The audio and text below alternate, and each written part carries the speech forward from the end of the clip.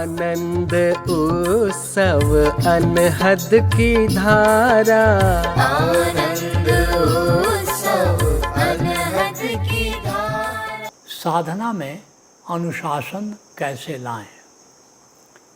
पहले जानते हैं साधना क्या है, किस चीज़ को हम साधना कहते हैं, साधना का अर्थ क्या है। तो एक तरह से ऋषि ने साधना को पारिभाषित किया है, 3 श्लोकों से किया है।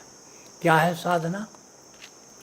असतो मां सद्गमय, ये साधना का पहला वाक्य है। क्या है? असतो मां सद्गमय, असत से सत्य की यात्रा क्या है? मार्ग है, ये साधना है। असत क्या है? जो आज है कल नहीं है, जो क्षणभंगुर है अर्थात ये संसार, अर्थात ये माया जो नष्ट हो जाती है। अब शरीर है, असत है क्योंकि आज है कल नहीं है। ये बचपन, ये यौवन, ये बुढ़ापा आज है कल नहीं है, तो ये असत है। जो भी माया है, जो भी क्षणभंगुर है वो असत है। और सत क्या है? जो शाश्वत है, जो एटर्नल है, जो सदा रहने वाला है। क्या एटर्नल है? आत्मा। तो आत्मा एटर्नल है, आत्मा शाश्वत है तो सत्य है। उसी तरह परमात्मा, ये ब्रह्म, ये एटर्नल है, ये शाश्वत है। अर्थात निराकार जो भी है वो सत्य है और आकार जो भी है वो असत है। तो हम साधना में आकार से निराकार की यात्रा करते हैं, क्षणभंगुर से शाश्वत की यात्रा करते हैं। तो ये साधना का मार्ग है, ये असत से सत की यात्रा है। दूसरा क्या कहता है हमारा ऋषि, क्या साधना है? तमसो वा ज्योतिर्गमय, अंधकार से प्रकाश की यात्रा का नाम साधना है। अंधकार क्या है? हमारा ज्ञान, यही अंधकार है, यही तमस है। तो और ज्योतिर क्या है?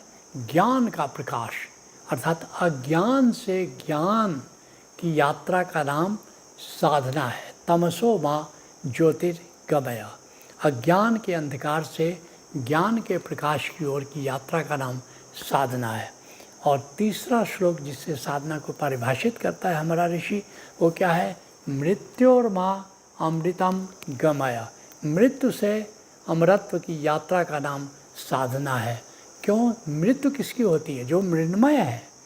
जैसे शरीर, जो मरण धर्मा जिसको हम जानते हैं वो हम नहीं है, लेकिन अभी हमने देह से तादात्म्य बना करके रखा है। और देह से तादात्म्य बना कर रखा है तो हमने मान लिया है कि हमारी मृत्यु होगी, हम एक दिन मरेंगे। लेकिन एक दिन जानोगे इस मृण्मय के अंदर चिन्मय है, चैतन्य आत्मा है जिसकी कोई मृत्यु नहीं है, जो सदा है। जिसके लिए कृष्ण कहते हैं नैनम छिन्दन्ति शस्त्राणि नैनम दहति पावक न चैनम क्लेदयन्त्यापो न शोषयति मारुतः, शस्त्र काट नहीं सकता, न नैनम छिन्दन्ति शस्त्राणि नैनम दहति पावक, आग जला नहीं सकती, हवा सुखा नहीं सकती, जल सड़ा नहीं सकता। अर्थात वो अमर तत्व जो है वो आत्मा है और वही हम हैं। तो इसको जो जान लेता है, अपने अमृत आत्मा को जान लेना, ये आत्मा से तादात्म्य बना लेना, मैं आत्मा हूँ जिसको हम आत्मज्ञान कहते हैं, ये साधना है। अब तुम कहते हो कि साधना में अनुशासन कैसे लाएं? पतंजलि भी कहते हैं अथ योगानुशासनम, वो पूरा पतंजलि योग दर्शन है। उसके लिए कहते हैं कि ये जो साधना का मार्ग है, जो योग का मार्ग है, इस पर अगर यात्रा करनी हो तो अनुशासन बहुत ज़रूरी है।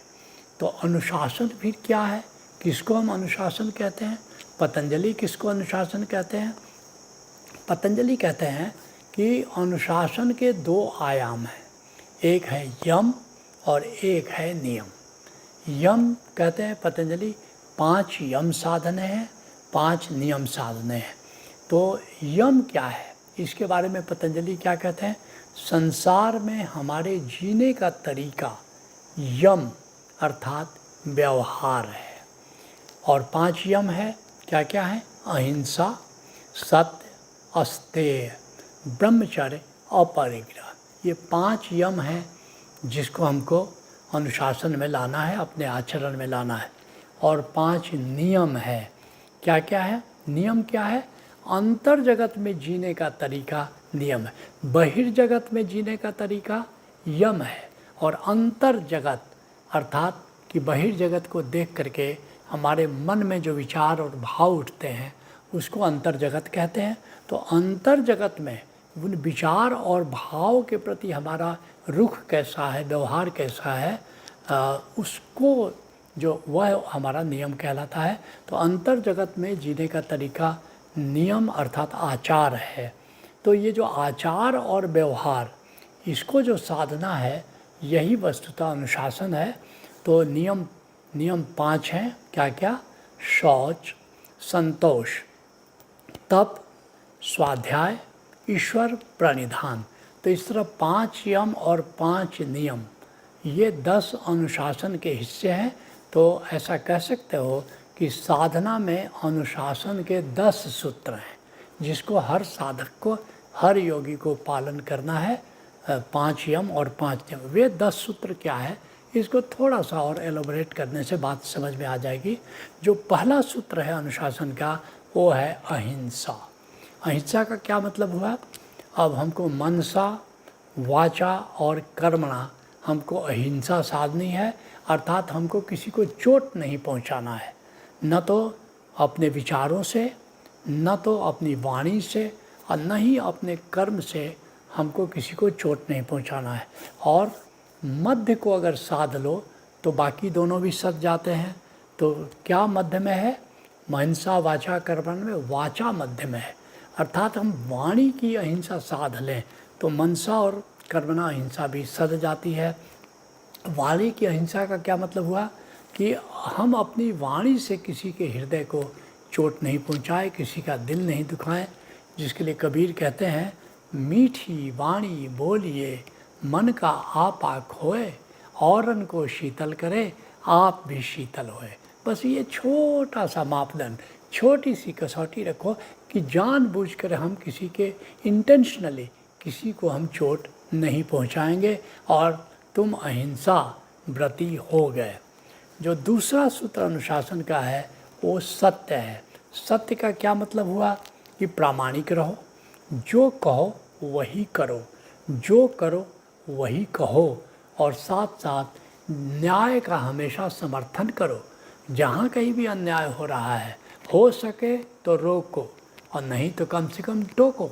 हर हालत में तुम रोक नहीं सकते। जैसे रावण ने सीता को चुराया, विभीषण की क्षमता नहीं थी कि रावण को रोक सके, लेकिन कम से कम टोका तो, जाकर बोला भैया किसी भी नारी का अपहरण करना ठीक नहीं है, और आपने तो जगत जननी माँ सीता का ही अपहरण कर लिया, आप उनको लौटा दीजिए, आप ऐसा मत करिए। माना कि विभीषण को उसने पिटाई कर दी, कोई बात नहीं है, लेकिन लंका जली तो विभीषण बच गया। क्यों? बाकी लोग मौन धारण किए रह गए। कम से कम विभीषण ने टोका तो जहाँ कभी सत्य घायल हो, जहाँ कहीं अन्याय होता हो, अगर आप तुम में क्षमता है तो उसको रोको, नहीं तो कम से कम तुम कहो तो सही, तुम टोको तो सही। और आज के संदर्भ में सोशल मीडिया है, अपनी बात कहने की तुम्हारी स्वतंत्रता है, अपने ढंग से अपनी बात रोको कि जो अन्याय हो रहा है ठीक नहीं, और जहाँ कोई न्याय के लिए लड़ रहा है, कोई सत्य के लिए लड़ रहा है, तो कम से कम अपना नैतिक समर्थन तो दो। तो सत्य का पालन करो। तीसरा अनुशासन का तीसरा सूत्र है अचौर्य। चोरी मत करो, और केवल वस्तु की चोरी ही नहीं होती है, यहाँ विचारों की भी चोरी होती है। तुम देखो आजकल के उपदेशकों को देखो, ओशो की बात चुरा लेते हैं और उनका नाम नहीं लेते हैं। तो ये बड़ी चोरी मैं मानता हूँ। भाई तुमने ओशो से कुछ लिया है, कहने में तुम्हारी ज़बान क्यों फिसलती है, ओशो ऐसा कहते हैं। बात तो सिर्फ इतनी है, उसको अपना मौलिक कंट्रीब्यूशन बता करके मत पेश करो, ये शुद्ध चोरी है। जो चौथा सूत्र है अपरिग्रह, आवश्यकता से अधिक संग्रह मत करो। एक बात मैं अक्सर अपने साधकों को कहता हूँ कि भाई जिस कपड़े का, जिस वस्तु का तुमने 1 साल तक उपयोग नहीं किया, सारे मौसम 1 साल में आ गए, जाड़ा गर्मी बरसात, इसका मतलब वो सामग्री वो तुम्हारे पास फालतू है, तो उसको तुम बांट दो, उसको लोगों को दे दो। बहुत से नीडी लोग हैं, उनको दे दो। तो अपरिग्रह का पालन करो। और 5वां सूत्र है ब्रह्मचर्य। ब्रह्मचर्य का क्या अर्थ है? तुम साधक हो कि ऊर्जा को ऊर्ध्वगामी रखो, कि आप वाच करो कि हमारी ऊर्जा ऊर्ध्वगामी है या नहीं। उसके कई सूत्र हैं कि अपने ऐसी चीज़ें खाओ पियो जिससे ऊर्जा ऊर्ध्वगामी होती है, जैसे तुलसी पत्ता है, जैसे लौंग है, जैसे इलायची है। उसी तरह से ऐसी चीज़ें मत खाओ जो कि ऊर्जा को निम्नगामी करती हैं, जैसे प्याज है, लहसुन है, नॉन वेजिटेरियन है। उसी तरह से एकांत में रहोगे, वृक्षों के पास रहोगे, प्रकृति के पास रहोगे, नदी के पास रहोगे, जलाशय के पास रहोगे तो ऊर्जा ऊर्ध्वगामी रहेगी। अगर भीड़ में रहोगे, जहाँ दुर्गंध है, वहाँ रहोगे तो ऊर्जा निम्नगामी होती है। तो ब्रह्मचर्य का अर्थ है कि ऊर्जा को ऊर्ध्वगामी रखना है। जो 6ठा सूत्र है अनुशासन का वो है शौच, अर्थात आचार में शुचिता लाओ, पवित्रता लाओ। हमेशा एक पवित्र चिंतन होना चाहिए, पवित्र विचार होने चाहिए, पवित्र रहन सहन होनी चाहिए, साफ़ सुथरी जगह पर रहो, थोड़ा हरियाली रहे। तो शुचिता का अर्थ है कि क्लीन एंड ग्रीन को प्रमोट करो, जहाँ भी रहो उसको एक साफ़ सुथरी जगह पर रहो। और क्योंकि साधना उसके बिना नहीं हो सकती। फिर 7वां सूत्र है अनुशासन का कि संतोष रहो। बहुत सारे लोग हैं वो लोभ में जीते हैं, और एक लोभी व्यक्ति कभी योगी नहीं हो सकता। तो इसलिए संतोष रखो, खास करके धन संग्रह में संतोष रखो। धन की ज़रूरत है, लेकिन कितनी ज़रूरत है? कबीर साहब कहते हैं, साईं इतना दीजिए जामे कुटुंब समाए। यह परमात्मा मुझे केवल इतना दो कि मेरे परिवार का भरण पोषण होता रहे। और कहते हैं कि साईं इतना दीजिए जामे कुटुंब समाए, मैं भी भूखा ना रहूं और साध न भूखा जाए। कोई अतिथि आए तो उसका हम सत्कार करें। बस कितनी सुंदर परिभाषा इन्होंने दी है।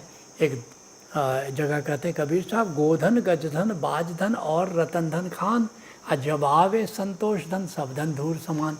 पुराने ज़माने की उपमा है, कितनी गाय दुधारू हैं तेरे पास, कितने हाथी हैं, कितने घोड़े हैं, कितना रतन है, कितना जवाहरात है।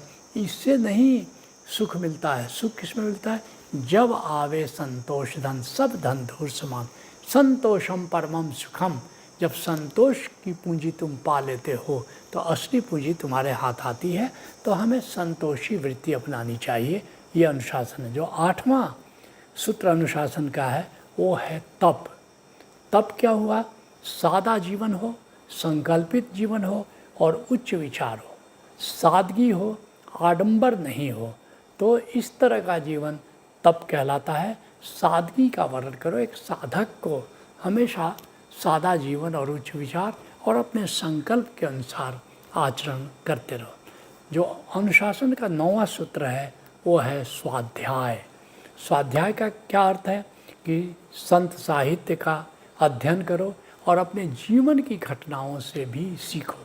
संतों के जीवन की घटनाओं से, संतों की वाणियों से सीखो और अपने अनुभव से अपने जीवन में जो घटनाएं घटी हैं उनसे भी सीखो। नियमित डायरी लिखो। जो भी तुमने पढ़ा, कुछ अच्छी बात पढ़ी उसको भी लिखो कि किस संत की कौन सी वाणी किसी तुम्हें अच्छी लगी, उसको अपने जीवन में ढालो। और प्लस अपने जीवन में जो घटनाएं घटी, कोई रोज़ कुछ न कुछ घटना घटती है, एक दिन नहीं घटी अगले दिन घटती है, उससे तुमने सीखा क्या, इसको अपनी डायरी में लिखो। इसलिए ओशोधारा में डायरी दी जाती है कि डायरी ज़रूर लिखो, क्योंकि ये स्वाध्याय है। पूरी आनंद गीता 1000 से ज़्यादा पद हैं, वो मेरी डायरी है। मेरे जीवन में जो भी घटना घटी तो उसको मैंने पद्य में ढाल दिया और उसको लिख लिया। कोई ज़रूरी नहीं कि तुम पद्य में लिखो, तुम गद्य में लिखो, अपने ढंग से लिखो, लेकिन डायरी ज़रूर लिखो। ये स्वाध्याय है। और जो 10वां सूत्र है अनुशासन का वो है ईश्वर प्रणिधान, कि अब जो है एक पूरा गुरु के निर्देशन में साधना करो ताकि इस परमात्मा को, आत्मा को जानो जो परमात्मा का ही अंश है, और फिर ब्रह्म को जानो और ब्रह्म की भक्ति में जियो, जिसको हम हमारे संतों ने सहज योग कहा है, अर्थात ज्ञान योग, भक्ति योग और कर्म योग के मार्ग पर चलो। इसको हम ईश्वर प्रणिधान कह सकते हैं, जिसके लिए तुम जानते हो ओशोधारा में 14 तल समाधि के, 14 तल सुमिरन के और 42 कार्यक्रम कर्मयोग से संबंधित प्रज्ञा के हैं। तो ईश्वर प्रणिधान का अर्थ है ज्ञान योग के मार्ग पर, भक्ति योग के मार्ग पर और कर्म योग के मार्ग पर चलते रहो। तो अपने जीवन में अगर तुम इन 10 अनुशासन के सूत्रों को अपना लेते हो तो इसको कहा जाएगा कि तुम साधना में अनुशासन का पालन कर रहे हो। आनंद उत्सव अनहद की धारा, आनंद